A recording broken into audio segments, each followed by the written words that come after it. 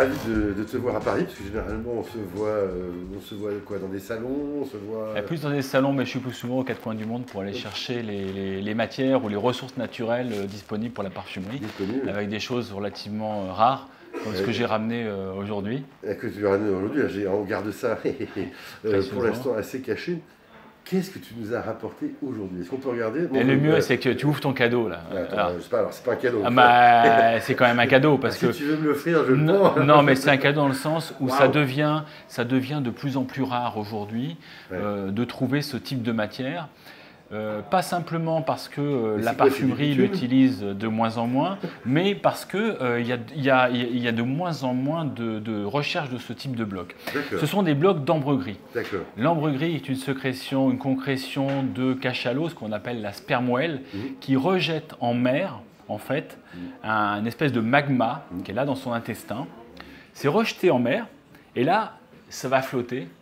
Parce que cette masse-là, et en fait, on a l'impression que c'est un caillou, mais c'est très léger. Regarde, soupèse. Oui, c'est impressionnant. Tu vois, c'est impressionnant. Tu as l'impression de prendre une pierre qui va peser je ne sais pas quoi, et en fait, c'est hyper léger. Et cette pierre, ou ce bloc d'ambre gris, va flotter en fait en mer pendant des semaines, des mois, voire des années. Et au hasard, des courants, de la météo, du vent, et va s'échouer sur des plages. C'est merveilleux parce que c'est le fruit d'un mariage entre le soleil, la mer et l'animalité. Donc là en fait du soleil, il y a la chaleur qu'on sent, d'ailleurs c'est ce côté ambré, qu'on dit ambre gris, c'est le côté ambré. De la mer, on sent ce côté iodé salé, et puis le côté animal qui est derrière. Alors, l'unicité de ce produit, c'est que, en fait, chaque bloc a son histoire, qu'on ne connaît pas malheureusement, on l'a qu'en aboutissement sur les plages, mais on peut trouver des blocs d'ambre blanc jusqu'à des couleurs très noires, en passant par du gris, du jaune. Je crois que celui-là, on a un peu de couleur un petit peu jaune-marron, donc on retrouve ce type de bloc. Et suivant la clientèle au bout, elle est plus intéressée soit par des notes iodées, tabac, qui vont être sur le bloc blanc, et le bloc noir, on est plutôt sur l'animalité. D'accord.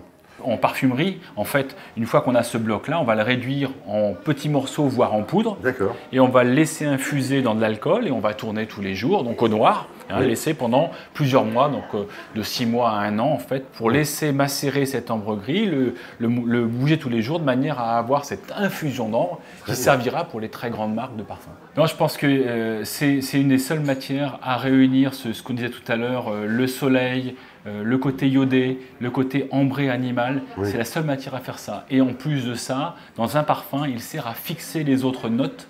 Et donc, quand on porte un parfum qui porte de l'ambre gris, on a sur la peau un souvenir qui va durer plusieurs jours.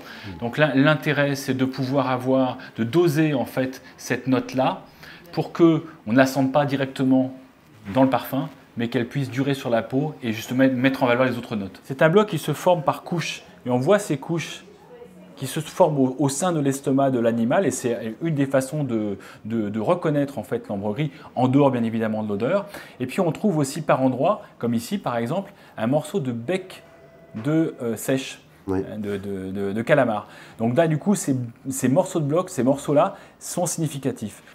Là, on a vraiment cette note animale, ambrée, mais on sent derrière le côté tabac, le côté tabac d'ambre gris. Alors quand on a un ambre blanc, là c'est le côté tabac et iodé qui va sortir en premier. Là, on a tabac et animal. On a quand même la note animale qui est très, très présente.